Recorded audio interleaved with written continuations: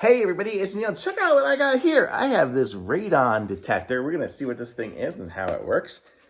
Let's see if we can open it. I'll show you all what's in it.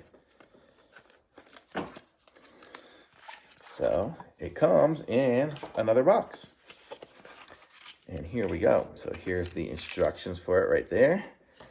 And the device is right here. It's everything out of the box. And this is it here.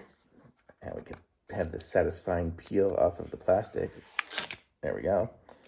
Whatever that does. It looks like it's going to require, it's got 3 batteries and the batteries are in there. And it's got the little pull tab. So make sure you pull the tab or else you're not going to get any power. And look at that. It's turning itself on. Let's see. And then we'll put this back on here.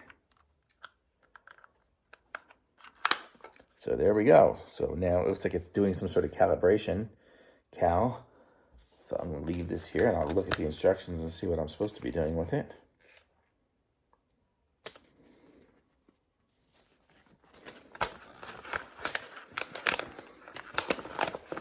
I'm going to have a tough time opening the instructions, but here, let's see if I can leave that there. See what it's doing.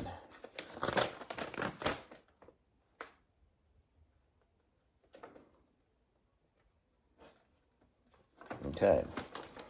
I've got English instructions here. Oh, look at this. Long-term. Okay, let's see what it says on here. It says long-term average, short-term average. So we're just going to leave this thing on here, and this is going to tell us our radon levels. So we're in a basement right now, so we're going to see how this goes, and we'll see what pops up here shortly. See if I can kind of leave it there, and you guys can see it as I look at some of these instructions.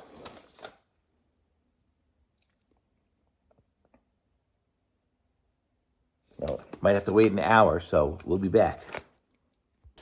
Okie doke, so here we are. It's another day. I had to wait for it to start calibrating, and it is short-term average is 205, and my long-term average is 178. So really not much radon going on here, so we're okay.